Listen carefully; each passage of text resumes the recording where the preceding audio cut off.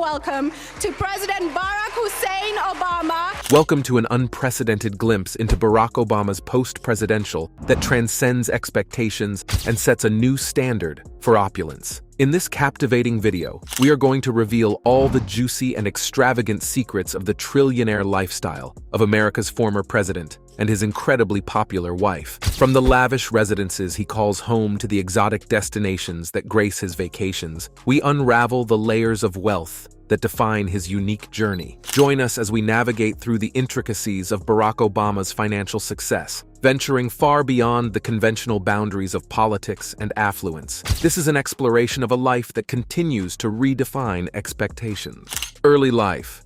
Obama's roots run deep in a tale of diverse origins. Barack Obama Sr., a Kenyan goatherd turned senior economist in the Kenyan government, and S. Ann Dunham, a Kansas-born wanderer who settled in Honolulu after meeting Sr. in a Russian language class at the University of Hawaii. They married within a year, but by the time Obama turned 2, Sr. headed to Harvard, leaving the family to face the challenges of life. The divorce bells rang in 1964, and Obama saw his father only once more at the age of 10. Anne, resilient as ever, remarried Lolo Sotoro, an Indonesian student, with whom she had another child named Maya. The Obama family shifted to Jakarta, where the young Barack experienced a mix of Islamic teachings in a government-run school and Christian education in a Catholic private school. Fast forward to 1971, and Obama found himself back in Hawaii, juggling life between a modest apartment, his grandparents' place, and his mother's whereabouts, as she pursued a PhD and eventually divorced Soetoro in 1980. While government food stamps briefly supported them, the Obamas maintained a middle-class existence.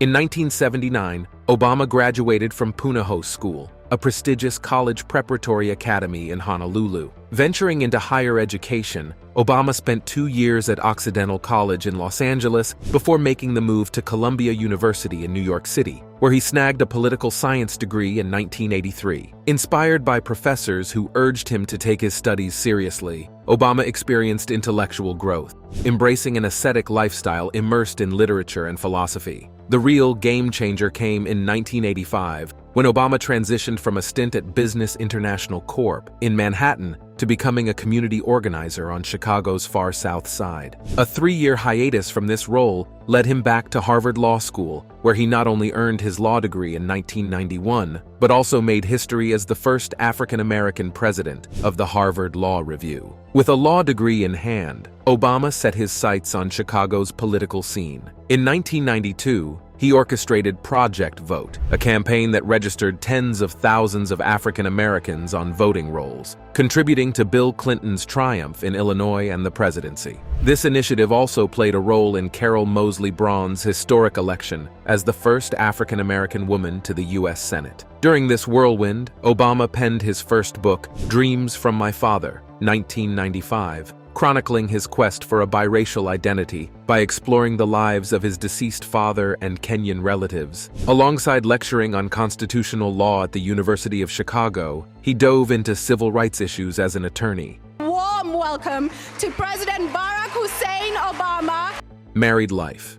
In 1992, at Sidley Austin LLP in Chicago, Barack Obama crossed paths with Michelle Robinson, a local lawyer. Their marriage marked the beginning of a unique journey. Michelle's mom, Marion Robinson, was a stay-at-home mom, while her father, Fraser C. Robinson III, worked at the city's water purification plant until his passing in March 1991. Fraser's death and the loss of her friend Susanna Leal fueled Michelle's reflections on her societal impact. Working at a law firm after law school, Michelle began questioning her contributions to the world. Her encounter with Barack at Sidley Austin LLP was a pivotal moment. Assigned as Barack's mentor during his summer associate stint, Michelle's initial impressions of him during a business lunch and a community meeting left a lasting mark. Before meeting Barack, Michelle had planned to focus solely on her career, a commitment she shared with her mother. Their first date, watching Spike Lee's Do the Right Thing, marked the start of a unique connection. Michelle, with stability from her 2-parent home,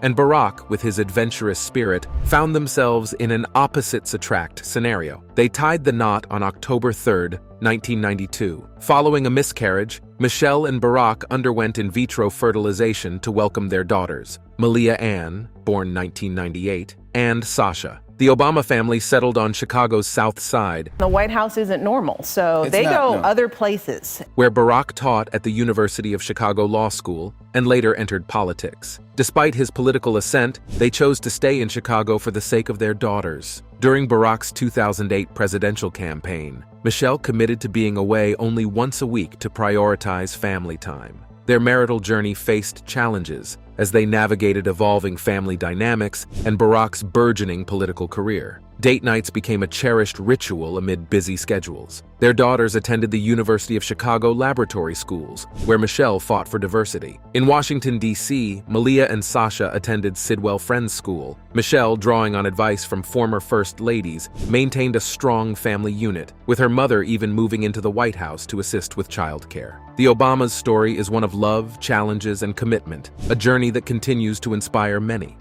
Politics and presidency.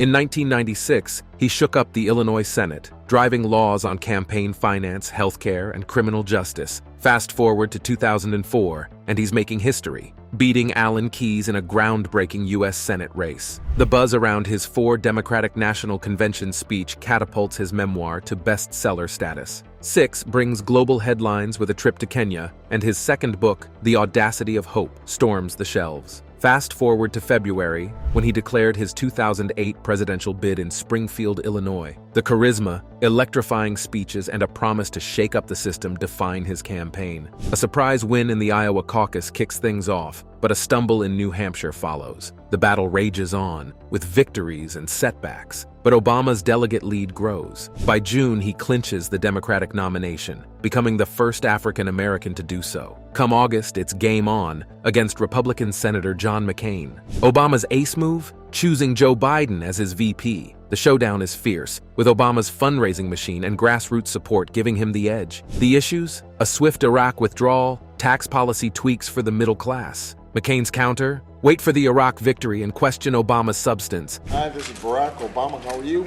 Then the economic meltdown hits, and Obama's team links it to Republican policies. Election Day, 8, a landslide. Obama secured 365 electoral votes and nearly 53% of the popular vote. Victory night in Grant Park, Chicago is historic. January 9th, Inauguration Day in D.C., draws massive crowds. Obama aims to repair America's global image, signing orders against torture, pledging to close Guantanamo Bay, and reaching out to the Muslim world in Cairo. Cue the 2009 Nobel Peace Prizes. Yet, critics argue he mirrors his predecessor's policies. Obama's tough stance on evil and force raises eyebrows. Back home, he faces criticism for handling national security, especially after a Christmas Day terror attempt. Early popularity wanes as the economy struggles, and healthcare reform stirs fierce opposition. The promise to end partisan fights crumbles as Dems and Reps clash. Obama's attempt at healthcare reform faces a polarized Congress. It's a turbulent start for the man who promised change. Obama's journey from Illinois to the Oval Office stands as a testament to a remarkable political ascent.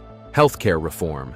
Healthcare reform, once a hit among Americans during the election, lost favor as legislators pitched the proposed changes in town hall meetings in the summer of 2009, sparking heated debates. Enter the Tea Party movement, a group of liberty-minded conservatives opposing Democratic healthcare proposals and what they perceived as excessive taxes and government meddling in the private sector. Republicans rallied against the Democratic plans, claiming it was a costly government takeover of healthcare, presenting a united front in opposition.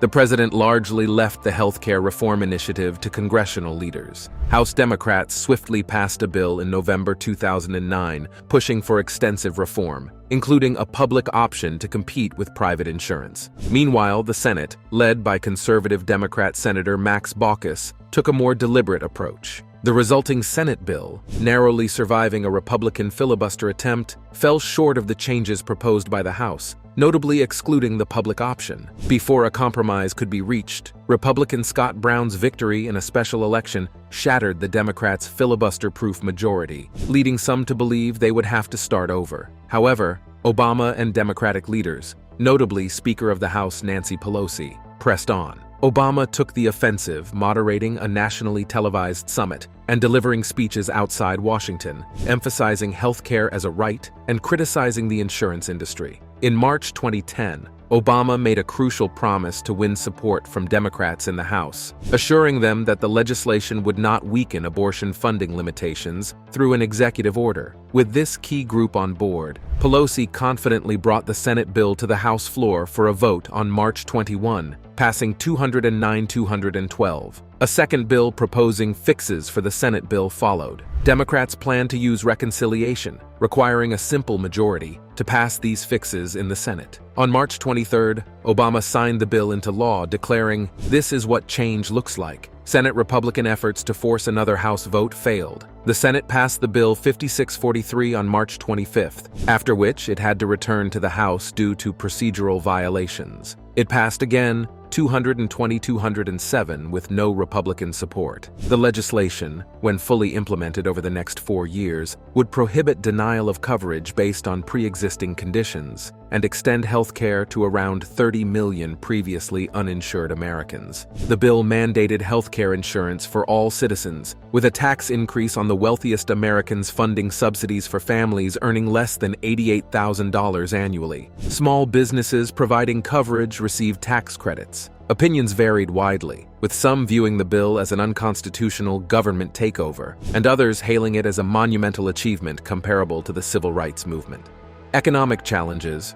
In the wake of the 2008 economic crisis, Obama took charge and rallied Democrats to pass a $787 billion stimulus package, pulling the country back from the brink with a 2.2% annual GDP growth by the third quarter of 2009. Yet unemployment soared from 7.2% to 10%, sparking Republican criticism of the hefty federal deficit at $1.42 trillion. Despite the recovery, the road ahead seemed bumpy. Obama's pride lay in resurrecting General Motors from bankruptcy with a $60 billion government rescue, showing its first profit in 3 years by May 2010. Anticipating a recovery summer fueled by massive federal investments, optimism waned as unemployment stagnated, raising concerns of a looming recession. July 2010 marked a legislative victory with the passage of sweeping financial regulations, the most significant since the New Deal. This included the creation of a Financial Consumer Protection Bureau and government powers to manage troubled financial firms. Derivatives, blamed for the crisis, faced newfound government oversight. Amidst these triumphs and challenges, the spring and summer of 2010 were overshadowed by the Gulf of Mexico oil spill, the largest in history. Beginning with an explosion on the Deepwater Horizon drilling platform, it killed 11 workers, sank on April 22, and led to a months-long oil spill. The environmental catastrophe endangered marine life, polluted beaches, and halted fishing. Criticized for its handling, the Obama administration faced public frustration as BP's efforts to contain the spill proved largely futile. Ironically, weeks before the spill, Obama proposed ending the ban on offshore oil exploration in certain areas. However, in response to the disaster, a 6-month moratorium on new deep-water drilling was imposed, affecting over 30 exploratory wells. The spill's aftermath revealed that an estimated $4.9 million barrels of oil had been released into the Gulf. Amidst these challenges, August 2010 brought a silver lining with the Senate, confirming Obama's second Supreme Court nominee, Elena Kagan, following Sonia Sotomayor's confirmation in July 2009. Despite the roller coaster of economic and environmental struggles, political victories, and setbacks, Obama's presidency continued to shape a complex and ever-changing narrative. Now, let's check out today's subscriber pick. As you can see in this picture, which was captured back in 2014, rumors of a romantic involvement between Barack Obama and Beyoncé stirred up a media frenzy. The speculation first aired on Europe 1 radio, suggested a love connection between the US president and the global pop icon. Photographer Pascal Rostaing, known for exposing French President Hollande's affairs, hinted at an impending revelation in the Washington Post. The claims, caught by French media, went viral, thrusting the private lives of political and entertainment figures into the spotlight. Washington Post's Christine Carati swiftly dismissed the rumors, stating they were false. Despite her denial, Rostaing insisted that the alleged affair's exposure would send shockwaves globally, drawing parallels with his past revelations about Hollande. The rumored relationship between Obama, aged 52, and Beyoncé, aged 32, mirrored a significant age gap, reminiscent of Hollande's liaison. Despite their firm friendship, evidenced by Beyoncé's performance at Obama's 2009 inaugurations, questions arose amid alleged tensions in the Obama marriage. Rostein, later downplaying the claims as a joke, emphasized the potential impact of such rumors on the world stage. As France's media echoed these speculations, drawing attention to Holland's history of infidelity, the purported scandal added intrigue to Obama's presidency. The unfolding drama occurred as Holland embarked on an official state visit to America, conspicuously without his then ex-partner, Valerie Trierweiler. During this tumultuous period, the trillionaire life of Barack Obama became a phrase associated with both intrigue and skepticism, encapsulating the juxtaposition of political power and celebrity status. The stage was set for a potentially explosive revelation, with the world eagerly awaiting the truth behind the headlines. What's your take on the 24th media frenzy surrounding the alleged romantic involvement between Barack Obama and Beyoncé? Do you believe such rumors can significantly impact public perception of political figures and celebrities? Let us know in the comments section below using the hashtag #subscriberspick. Obama's War Balancing Act. Obama, despite his global charm offensive, faced the harsh reality of being a wartime president just like his predecessor, George W. Bush. While progress in Iraq was on the rise and the deadline for ending U.S. combat operations approached, Obama opted to ramp up military presence in Afghanistan, reaching a whopping 68,000 troops by February 2009. During his campaign, Obama advocated for shifting the U.S. military focus from Iraq to Afghanistan. As the Taliban regained strength in Afghanistan, military leaders urged him to deploy an additional 40,000 troops. After contemplating the situation for 3 months, Obama decided to send 30,000 more troops, a move that drew criticism from within his party. In June 2010, the Afghanistan war surpassed the duration of the Vietnam War, and U.S. casualties exceeded 1,000. The president faced another challenge when General Stanley McChrystal and his staff made disparaging remarks about top Obama officials to Rolling Stone magazine. Obama promptly removed McChrystal from command, replacing him with General David Petraeus, known for the successful surge strategy in Iraq. August 2010 marked the end of the U.S. combat mission in Iraq, though 50,000 troops remained. Obama, in a televised address, emphasized the ongoing importance of American and NATO efforts in Afghanistan, acknowledging persistent corruption eroding Afghan confidence in their government. Political observers drew parallels between Obama's Afghanistan involvement and the potential impact on his domestic plans, reminiscent of how the Vietnam War hampered President Lyndon B. Johnson's Great Society initiatives. Amid concerns of a double-dip recession in the summer 2010, critics argued that Obama's focus on wars detracted from addressing economic challenges. In the lead-up to the midterm congressional election, Obama faced controversy over the proposed construction of an Islamic center and mosque near the 9/11 attack site in New York City. Initially supporting the constitutional right to religious expression, Obama later seemed indecisive about the mosque's location. This unfolded amidst a backdrop of rising public misconception, with nearly 1/5 of Americans wrongly believing Obama was Muslim, up from 1/10 a year earlier. 2012 elections. In September 2012, the Democrats shouted from the rooftops in Charlotte, North Carolina, officially nominating Obama and Biden to lead the charge for the presidency. But hold on. The world was hit with a reality check on the anniversary of 9/11 when Benghazi, Libya took the spotlight. An attack on the U.S. diplomatic post led to the tragic deaths of Ambassador Chris Stevens and 3 other Americans. At first, it seemed like a spontaneous chaos fueled by an anti-Islam film. But guess what? It turned out to be a premeditated terrorist attack. Obama promised to unravel the mystery, but both he and Hillary Clinton owned up to their responsibility in the mess, becoming a hot topic for Romney and the right. Fast forward to September, and Obama was riding high in the national polls, thanks to a convention bounce and some negative vibes toward Romney. The GOP candidate didn't help his case with a secretly shot video at a private fundraiser, where he wrote off 47% of the population as perpetual presidential voters. The cash cannons were blazing in this presidential showdown. Good to see you. Can we get a picture with you? Good to see you. Camden. Good to see you, Camden.